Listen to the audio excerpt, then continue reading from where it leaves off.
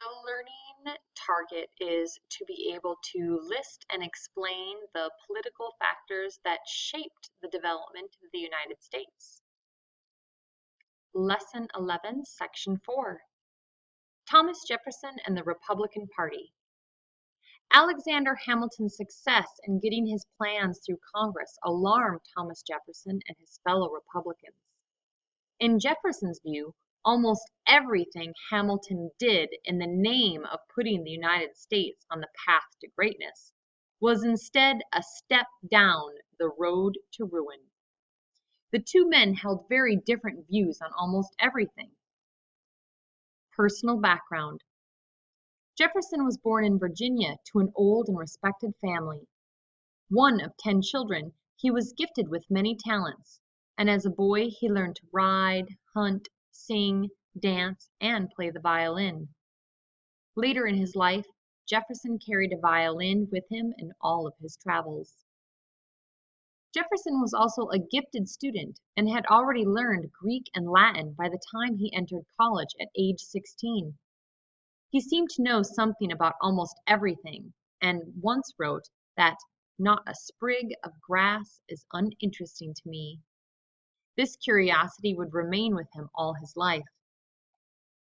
With land inherited from his father, Jefferson set himself up as a Virginia tobacco planter.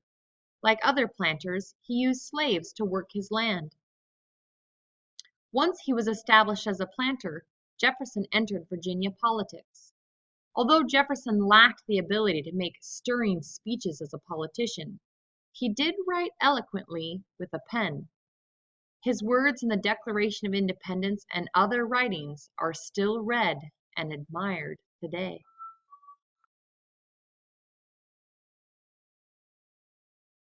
View of human nature. Jefferson's view of human nature was much more hopeful than Hamilton's. He assumed that informed citizens could make good decisions for themselves and their country. "I have so much confidence in the good sense of man," Jefferson wrote when revolution broke out in France, "that I am never afraid of the issue or outcome, where reason is left free to exert her force." To exert means to put out effort to make something happen. Jefferson had great faith in the goodness and wisdom of people who worked the soil, farmers and planters like himself. State a problem to a plowman and a professor, he said, and the former will decide it often better than the latter.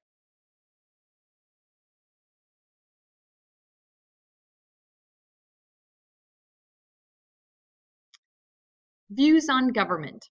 Republicans favored democracy over any other form of government and had no patience with the Federalist view that only the best people should rule. To Republicans, this view came dangerously close to monarchy or rule by a king. Republicans believed that the best government was the one that governed the least, and that a small government with limited powers was most likely to leave the people alone to enjoy the blessings of liberty.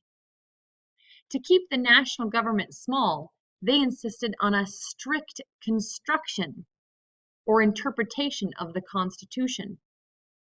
Strict construction is a narrow interpretation of the Constitution, meaning that Congress has only those powers specifically given in the Constitution. The Constitution, they insisted, meant exactly what it said, no more and no less. Any addition to the powers listed in the document, such as the creation of a national bank, was unconstitutional and dangerous. Along with advocating for a weak national government, Republicans favored strong state governments. State governments, they argued, were closer to the people, and the people could control them more easily. Strong state governments could also keep the national government from growing too powerful.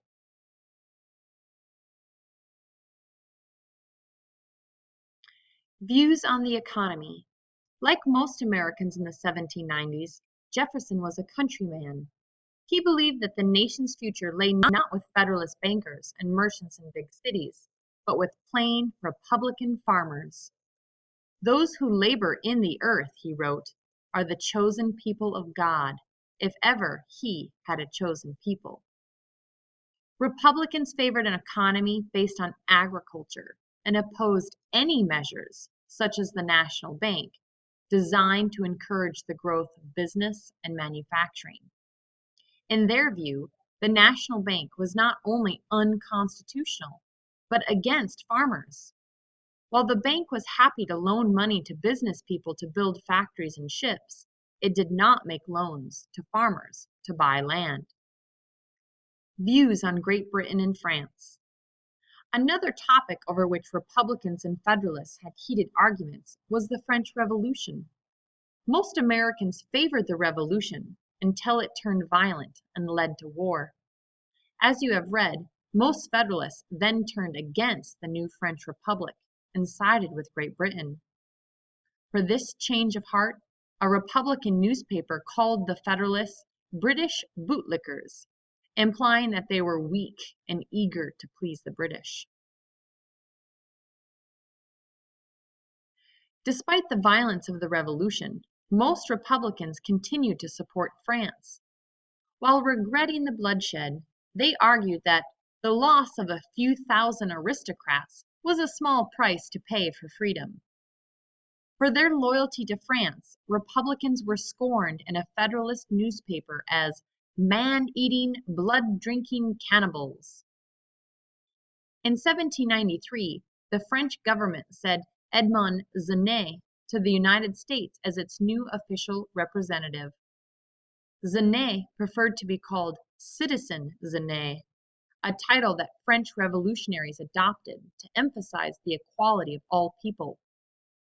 His mission was to convince Americans that they should join France in its war against Great Britain. Republicans welcomed Citizen Genet as a conquering hero. Large crowds cheered him as he traveled about the country, and in Philadelphia, the nation's temporary capital, a great banquet was held in his honor. When Genet formally presented himself to President George Washington, he expected another warm and enthusiastic reception. Washington, however, did not want to be drawn into war with Great Britain, so his response to Genet was cool and dignified. Genet began making speeches against the president. These attacks on Washington brought thousands of Genet's supporters into Philadelphia's streets. Day after day, recalled Vice President John Adams, the protesters threatened to drag Washington out of his house and compel the government to declare war in favor of the French Revolution. This was too much, even for Jefferson, calling Genet hot-headed, disrespectful, and even indecent toward the president. Secretary of State Jefferson asked the French government to recall its troublesome representative.